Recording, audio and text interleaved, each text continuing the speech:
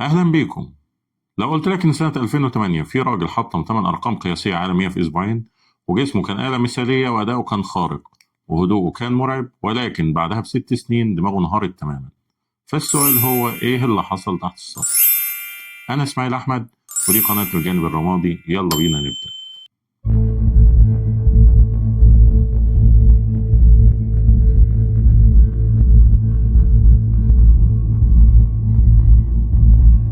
مايكل فيليبس، الإنسان اللي غير تعريف المستحيل.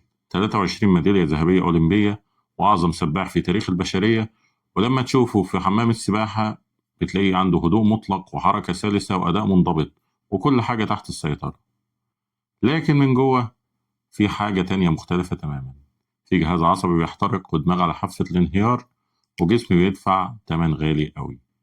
النهاردة مش هنتكلم عن القناع الاجتماعي، هنتكلم عن حاجة أعمق وأخطر: التكلفة العصبية والبيولوجية للنجاح. التمن اللي دماغك وجسمك بيدفعوه وانت مش واخد بالك. بس في البداية ما تنساش لايك، شير، سبسكرايب، وفعل زر الجرس عشان دايما يوصلك كل جديد. هل قبل كده شفت بطة وهي عايمة في المية؟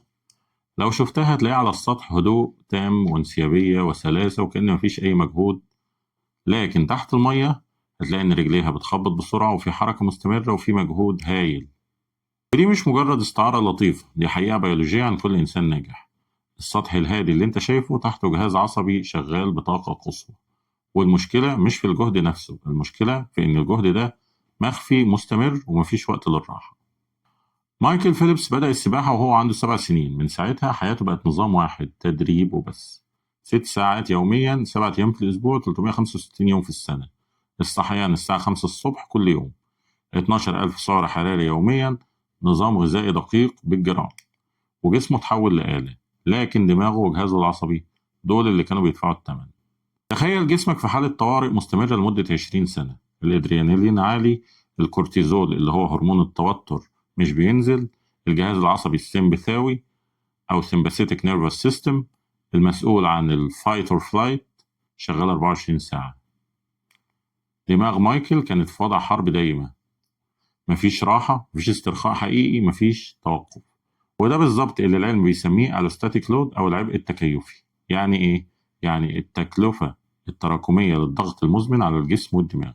كل يوم بيضيف عبء لحد ما الجسم ما عادش قادر يستحمل. سنة 2012 مايكل كسب آخر ميدالياته، وبعدها مباشرة الجهاز العصبي انهار. بقى عنده اكتئاب حاد وأفكار انتحارية وإدمان كحول. وألف مقابلة دماغي كانت بتصرخ لكن ما كنتش عارف أسمعها. الجسم كان بيبعت إشارات استغاثة من زمان: الأرق المزمن، القلق المستمر، عدم القدرة على الاسترخاء، لكن مايكل كان بيتجاهلها. لحد ما في سنة 2014 مايكل حاول ينهي حياته. بعد كده دخل مصحة نفسية لمدة 45 يوم، وهناك لأول مرة في حياته سمح لجهازه العصبي إنه يرتاح. واكتشف حاجة مهمة: إن المشكلة ما كانتش في المجهود، المشكلة كانت إن ما اديتش جسمي فرصة يتعافى. هو كان فاكر إن الراحة ضعف، لكن الراحة كانت هي الحل. والنهاردة مايكل بيتكلم عن تجربته علنا وبيقول للرياضيين: جسمكم مش آلة، دماغكم محتاج راحة حقيقية. خلينا نفهم علميا إيه اللي بيحصل لما تفضل البطة اللي عايمة على وش المية دي هادية لوقت طويل. أولا، نظام التوتر المزمن. الجهاز العصبي عندنا فيه نظامين: سمباثيتك أو السمبثاوي اللي هو نظام الطوارئ بتاع فايت اور فلايت، والباراسمباثيتك أو الباراسمبثاوي وده نظام الراحة ريست أند ديجست. في الحالة الطبيعية الجسم بيتنقل ما بينهم، يعني راحة ضغط راحة ضغط. لكن لما تفضل هادي على السطح ومن جواك شغال بكامل طاقتك، الجهاز السمبثاوي بيفضل شغال والجهاز الباراسمبثاوي ما بيشتغلش، والنتيجة إن جسمك بيبقى في حالة طوارئ دايما. ثانيا، الكورتيزول ده هرمون التوتر. لما تكون تحت ضغط مستمر الجسم بيفرز كورتيزول بكميات عالية. الكورتيزول لفترة قصيرة مفيد، بيساعدك تتعامل مع الأزمات، لكن كورتيزول عالي لوقت طويل فده يعتبر سم للدماغ.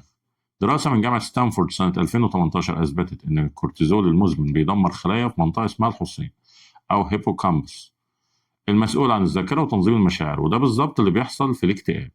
يعني إيه؟ يعني الجهد الخفي المستمر مش بس بيتعبك، هو حرفيا بيغير تركيب دماغك. ثالثا، allostatic لود أو العبء التكيفي. ده مصطلح علمي بيوضح التكلفة التراكمية للتوتر على الجسم.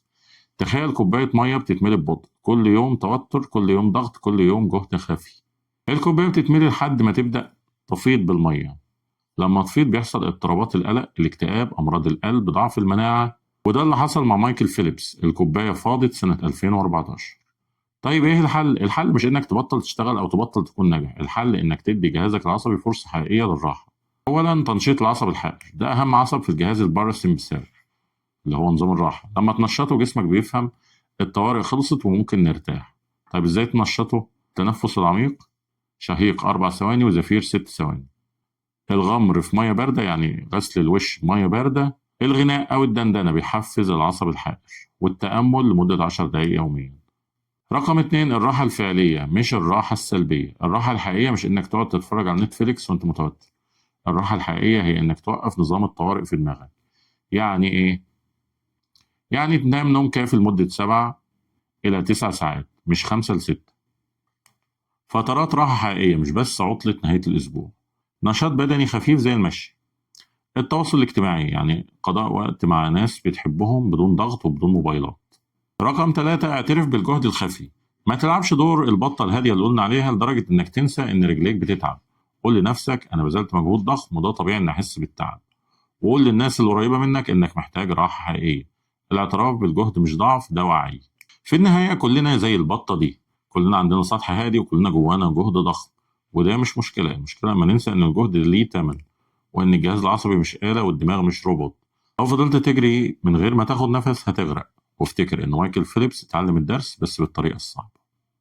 في النهاية ما تنساش فهمك لنفسك هو أول خطوة للتغيير، والوعي هو مفتاحك لكل خطوة جديدة. ولو عجبتك الحلقة، لايك شير سبسكرايب وفعل زر الجرس عشان دايما يوصلك كل جديد.